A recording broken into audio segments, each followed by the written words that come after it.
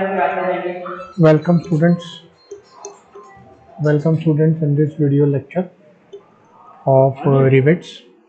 इस video lecture में हम रिवेट्स और रिवेटेड जॉइंट उनको थोड़ा थ्योरेटिकली समझने की कोशिश करेंगे इस वीडियो लेक्चर के माध्यम से, और आगे आने वाले सभी वीडियो लेक्चर इसी पर निर्भर रहेंगे, जिसमें कि हम डिटेल में इनको डिज़ाइन कैसे किया जाता है इसका अध्ययन करेंगे। तो रिवेट्स होता क्या है, ये मैंने हमारी डिज़ाइन डेटा बुक ओपन की है। इसमें आप देख सकते हैं कि पेज नंबर 56 में चैप्टर 6 में रिवेट्स एंड रिवेटेड जॉइंट्स दिए हुए हैं। और रिवेट्स एंड रिवेटेड जॉइंट में हम जो विभिन्न प्रकार के रिवेट्स, और रिवेट्स कहाँ प्रयोग होते हैं, रिवेट्स मुख्यतः हम बड़े ब्रिज, शिप बिल्डिंग, जहाँ पर भी शीट और प्लेट में वेल्डिंग जॉइंट्स का प्रयोग नहीं किया जाता है उसमें हम रिवेटेड जॉइंट का प्रयोग करते हैं, और इसके द्वारा हम एक तरीके की टेम्परेरी फास्टिंग का प्रबंध करते हैं।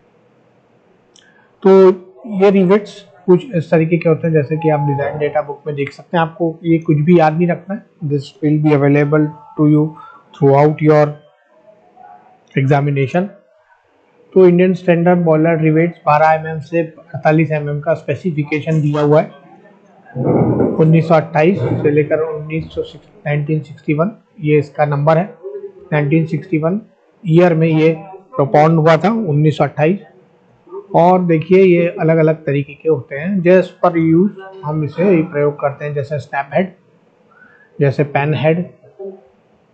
पेन हेड का दूसरा टाइप जिसमें इसका डायामीटर और इसकी जो हाइट है रिवेट की, इसमें आपको कुछ अंतर देखने मिलेगा, और इसके सारे डिटेल्स आप यहाँ पर देख सकते हैं। से फॉर एग्जांपल यदि 1.275 D है, D डायमीटर 0.75 D है, ये है D डायमीटर, और इसके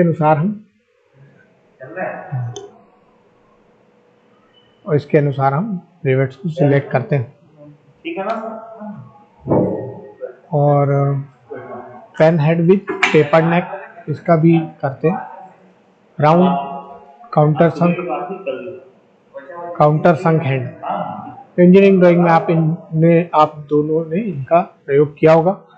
और राउंड हेड काउंटर संक में और काउंटर संक में आपने जानते हैं कि आप सीधे तरीके से ये जो हेड है ये फिट हो जाता है अंदर, और साथ ही साथ पेन हेड में, स्नैप हेड में और पेन हेड में इस तरीके से विभिन्न जो टाइप्स होते हैं। इसमें भी ये जो है आप देख सकते हैं proportion of Indian standard rivets.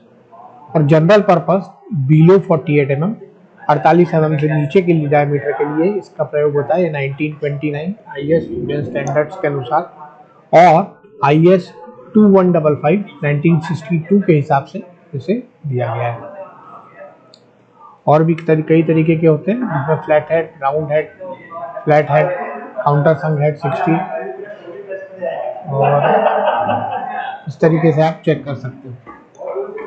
इसके अलावा टेबल नंबर 6.1 में आपको resistant to failure for different types of riveted joint दिया हुआ है।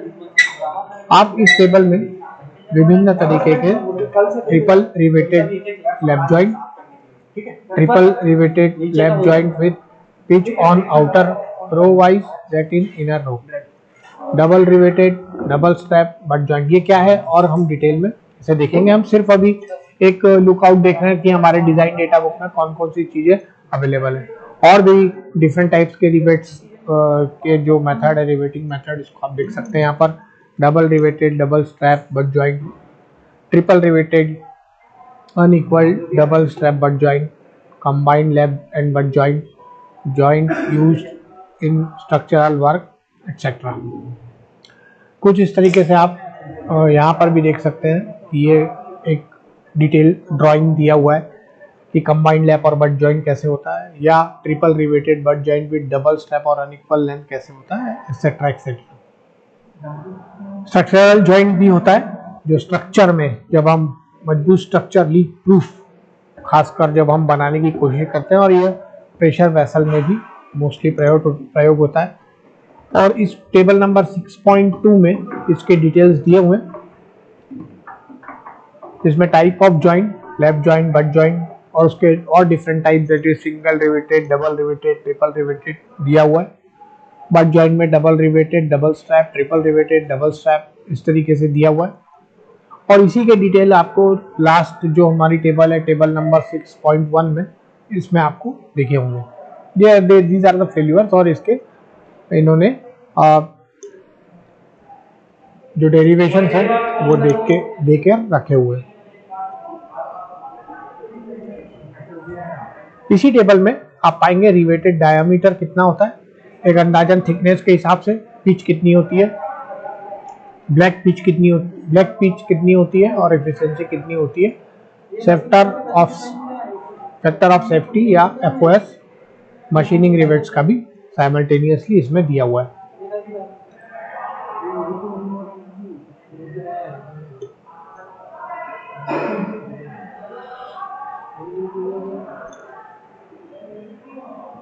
Thickness of plate is given, T is equal to PD divided by 2 sigma T efficiency plus 0.1, 6.1 में दिया हुआ है। थिकनेस ऑफ बट स्ट्रैप देखना है हमको, single but strap T1 1.25 T1 इतना, डबल स्ट्रैप, और ये सारी चीज़ें हम जैसे अभी हमें न्यूमेरिकल सॉल्व करते समय लगेगी तो हम आपको एक बार और बताएंगे। बट ओवरऑल यदि हम देखें तो आपको इस पूरे रिवेटिंग प्रोसेस की डिजाइन में आपको चैप्टर नंबर 6 पेज नंबर 56 का प्रयोग करना है। आइए अब इसकी थोड़ी थ्योरी देखते हैं।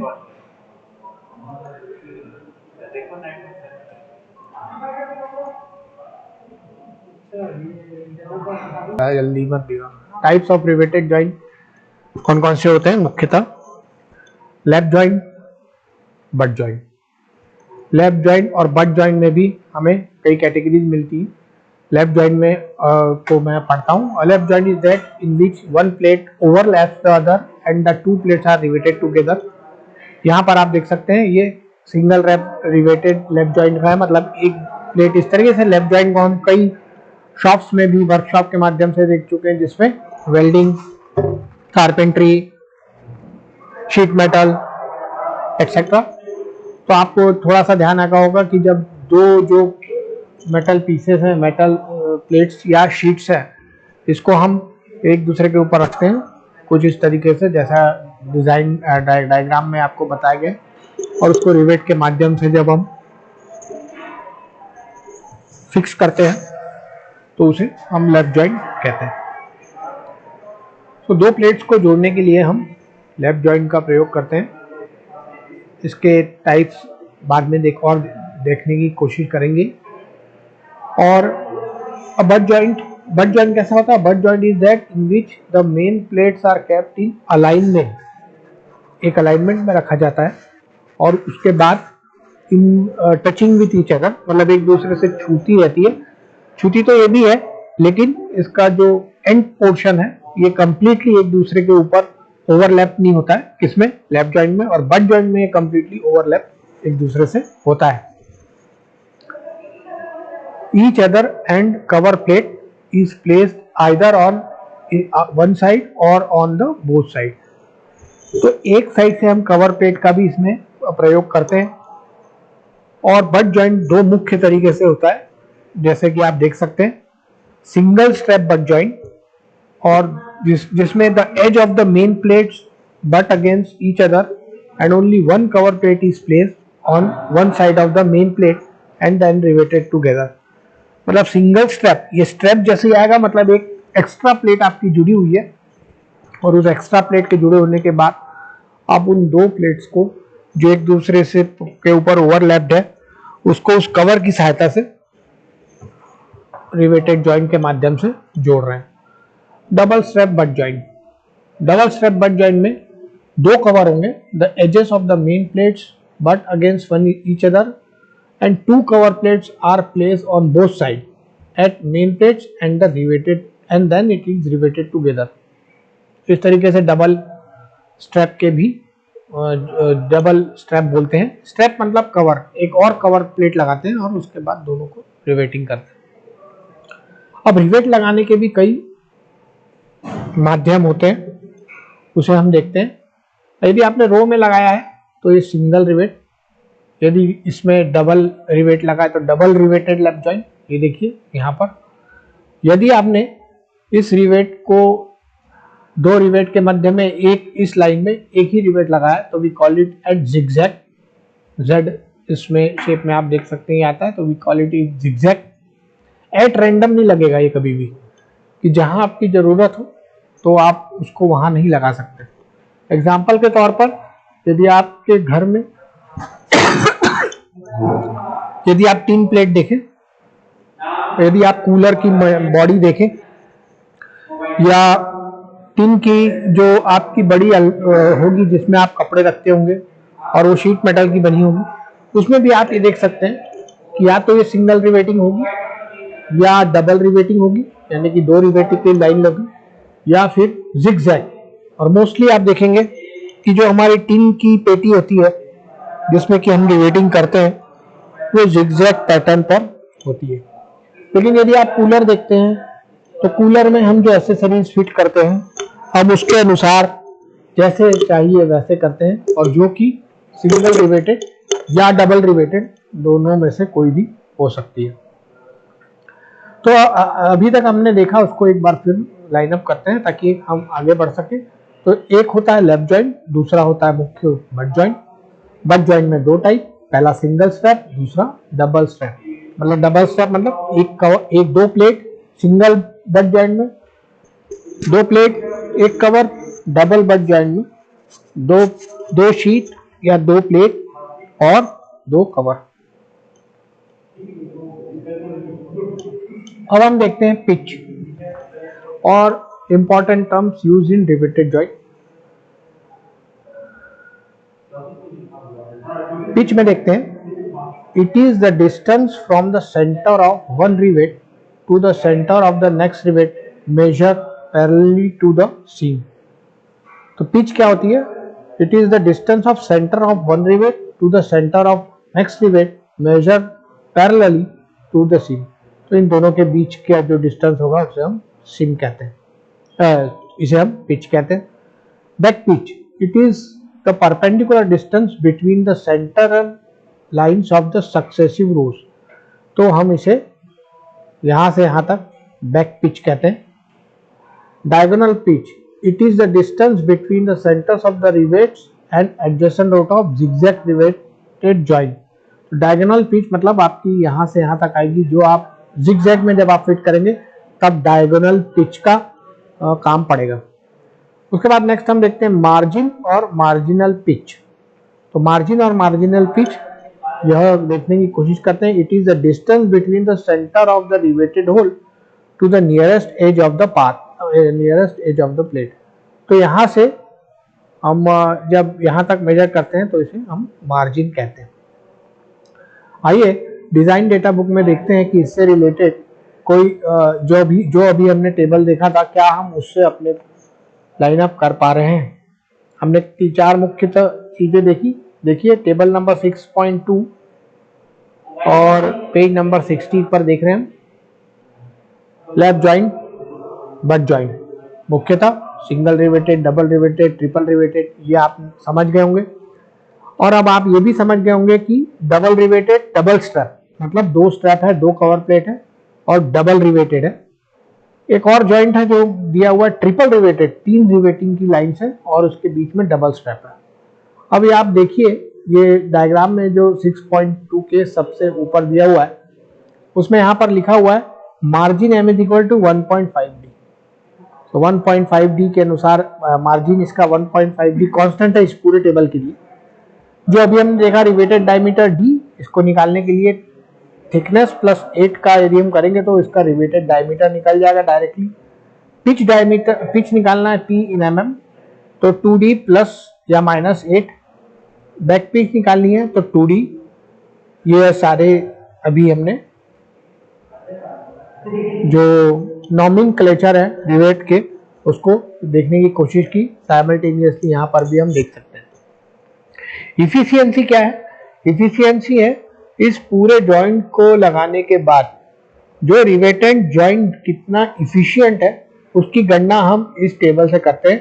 इसमें इफिशियंसी हम डायरेक्टली निकाल सकते हैं 45 टू 65, 63 टू 67, इस तरीके से गो ऑन। अब हम आगे बढ़ते हैं और एक न्यूमेरिकल के द्वारा इसे समझने की कोशिश करते हैं। न्यूमेरिकल में हम टेबल नंबर 6.3 का प्रयोग करेंगे। ये डायमीटर ऑफ रिवेट निकालने के लिए। ये थोड़ा आपको देखने में, चूंकि ये पीडीएफ है, इसको हम क्लिक नहीं कर सकते, तो इसलिए आपको इस तरीके से ही इसको देखना समझना पड़ेगा। तो यहाँ से हम इसका रिवेट का साइज कंफर्म करेंगे और उसके बाद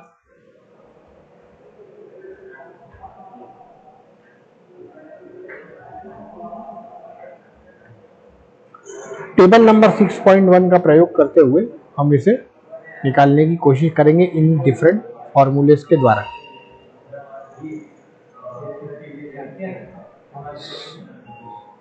आई होप कि इन दिस वीडियो लेक्चर आपको ये इंट्रोडक्शन पेज समझ में आया होगा।